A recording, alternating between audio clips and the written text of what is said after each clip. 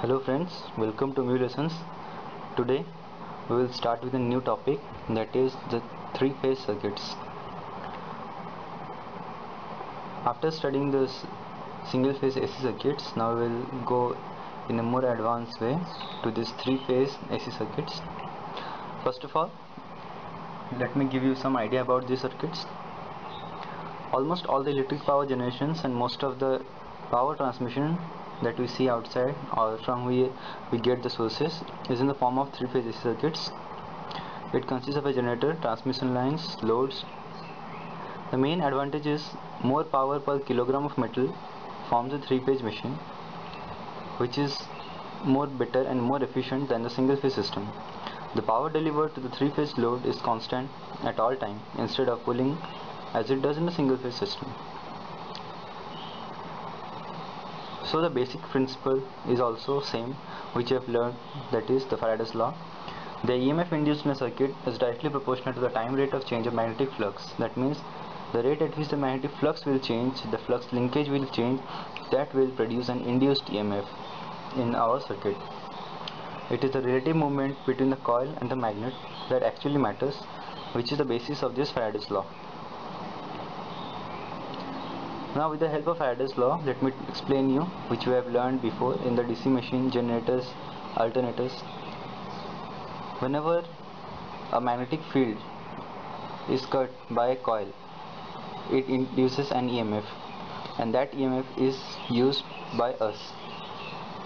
So in practical use, the better thing is to rotate the magnetic field instead of rotating the whole stator. That is, in any rotating AC machine, the rotating part is the rotor and the stationary part is the stator, as you know. Thus in an alternator, the field system is contained in the rotor. The magnetic field system is contained inside the rotor, and the winding in which the EMF is generated is contained in the stator. The reason is, when the large voltage is generated, heavy insulations are required. If this extra mass is to be rotated, the driving device has to develop extra power, and this will reduce the overall efficiency of the machine. The contact resistance between the brushes and slip ring is very small. The DC current or the excitation current for the field system is normally only a few amperes. Thus supplying the field current via the slip rings produces minimal power loss, and hence we opt for using a rotating magnetic field instead of a rotating stator. For every small alternators, the rotor would contain permanent magnets to provide the rotating field system. This then together eliminates the need for any slip rings. So in this case the slip rings are not required, and hence this arrangement is referred to as brushless machine. This is the basic thing why you prefer a rotating magnetic field instead of a rotating coil. So that has many advantages. These are the three of them. You can see this is the most fundamental thing before you study the generation of three-phase circuits, that is a three-phase AC circuits. This figure shows you the diagram of a three-phase circuit. You can see here, in this case, these are the coils, tends to rotate, and through these slip rings we are getting three different phases of current, each divided by 120 degree, separated by 120 degree.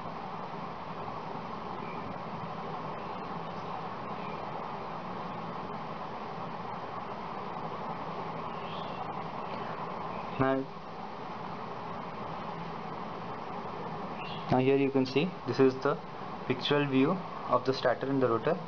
In this case the rotor consists of the magnetic field, and this rotor rotates and the stator remains constant.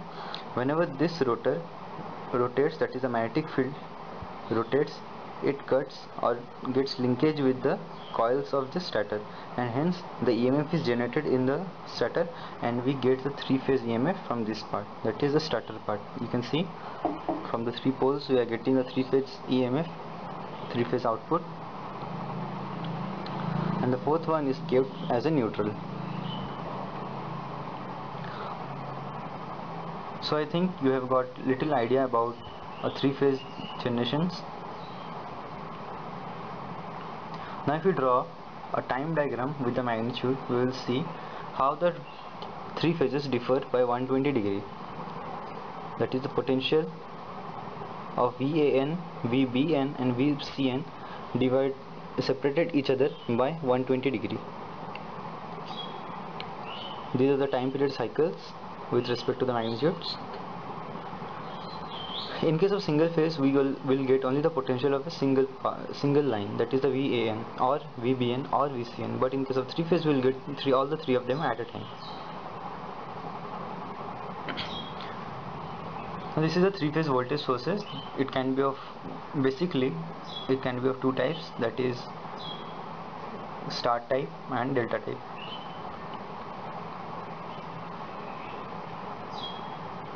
You can see here, this is a 4-wire system with containing the neutral part and the three phase lines.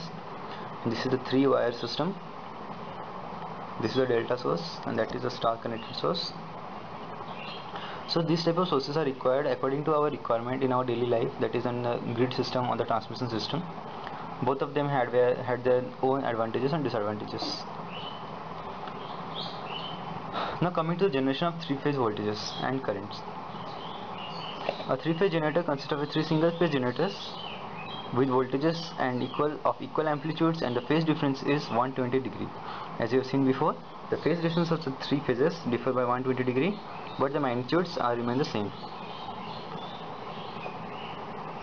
If we draw the circuit diagram showing the sources like this, we will see the potential across VA is V, that is same, VB is same, but there is a phase difference of 120 degree, 0 degree, minus 120 degree, minus 240 degree. And this contributes to the generation of three-phase voltage and current in the transmission system. Each of the three-phase generators can be connected to three identical loads. We can connect identical loads to any of these three. This way the system would consist of the 3 single-phase circuits. This is a better way of using a three-phase circuit as a single-phase circuit if we connect only one phase to one load, or we can connect these 3 phases at a time, but these are used for very heavy loads, that is used in industries. For our household things like our ceiling fan or table fan, we use a single phase supply. In this case, our current is given by total potential by total impedance.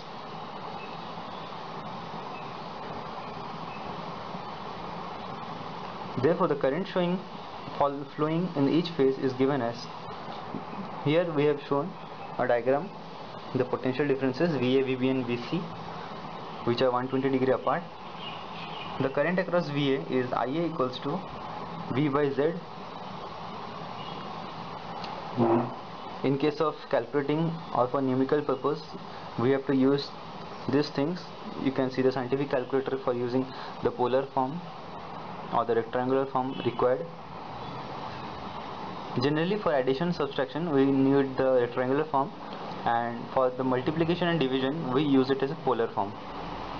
You can see from your calculator, these are very essential in the part with means keeping in mind the numerical part of this chapter. Similarly, IA, IB and IC are given as follows. Current I having the same magnitude but having different phases.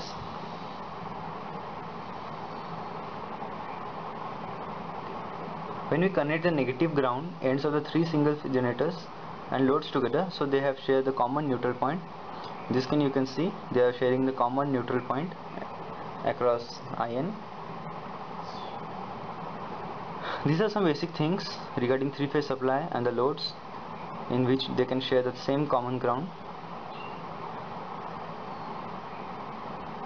That neutral is the common return line, you can say. As long as the 3 loads are equal, the return current in the neutral is 0. The Kirchhoff's node analysis, we can see the 3 currents flowing. In this case and this case, if the loads are same and if the currents flowing are same, then in this case the current will be 0. But for unbalanced loads it will be not 0. Such 3 phases power systems, equal magnitude phase differences of 120 degree and identical loads are called balanced. In a balanced system, the neutral is unnecessary. The phase sequence is the order of which the voltage in the individual phases peak.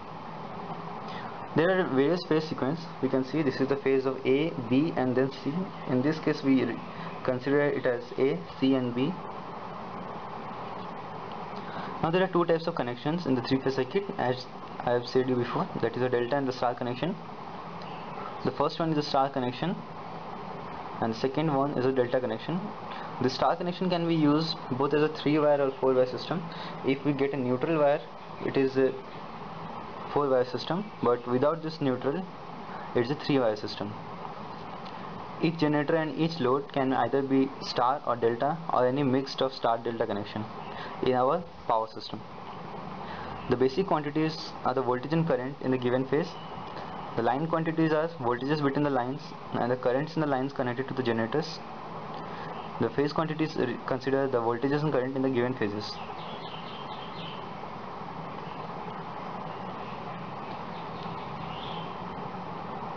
This is a picture. You can see a load, resistive load is connected across a star connection, or you can say it's Y connection.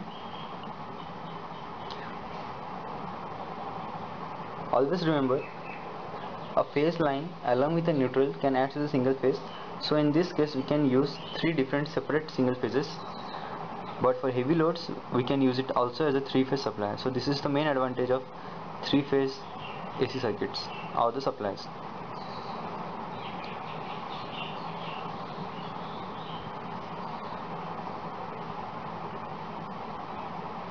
In case of that star connection, we have 3 voltage sources, that is, you can see this is the VAN, VBN, VCN.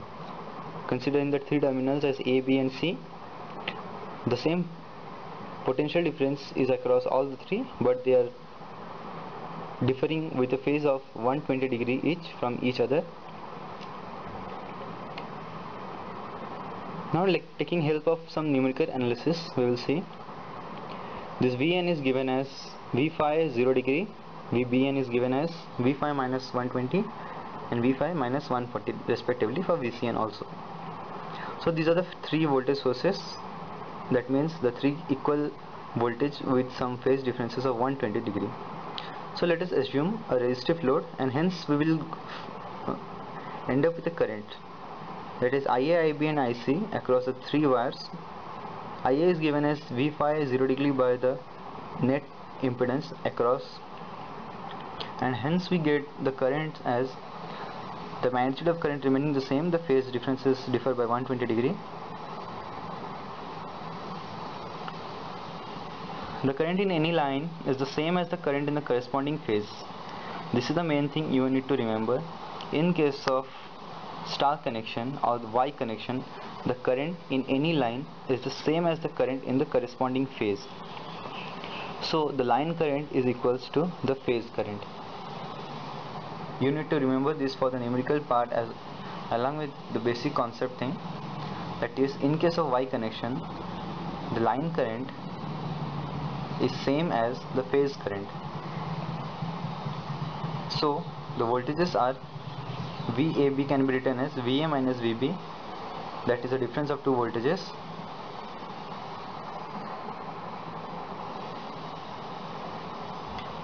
Now the difference between 2 voltages are given as V phi 0 degree, V phi 120 degree, and after solving that, you can solve it using calculator also. Converting into rectangular form, we get it as root 3 V phi and 30 degree. This is the resultant of VAB, root 3 V phi 30 degree.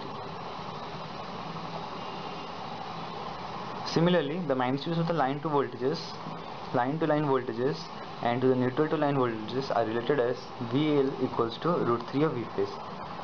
So in case of Y connection or say star connection, the line voltage equals to root 3 times of the phase voltage, but the line current is same as the phase current. In addition, the line voltages are shifted by 30 degree with respect to the phase voltages. In a connection with ABC sequence, the voltage of the line leads the phase voltage. So if we consider this sequence as ABC, the voltage of the line, that is the line voltage, leads the phase voltage, that is by 30 degree. You can see in the diagram, this is our phase voltage, that is VAN, line to neutral AN, AB, BN and CN. and the resultant of them are calculated as like this. So they are leading, that is the voltage means the line voltage leads the phase voltage with a 30 degree. Now coming to the next connection type, that is the delta type. It is a 3-wire system.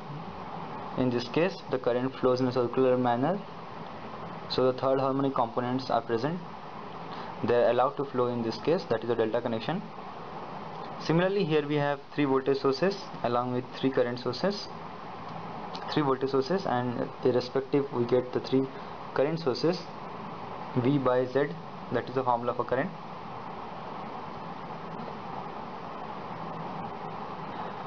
Now you need to remember, in case of delta connection, the line voltage is equals to the phase voltage, and the currents are splitted as IA equals to IAB minus ICA.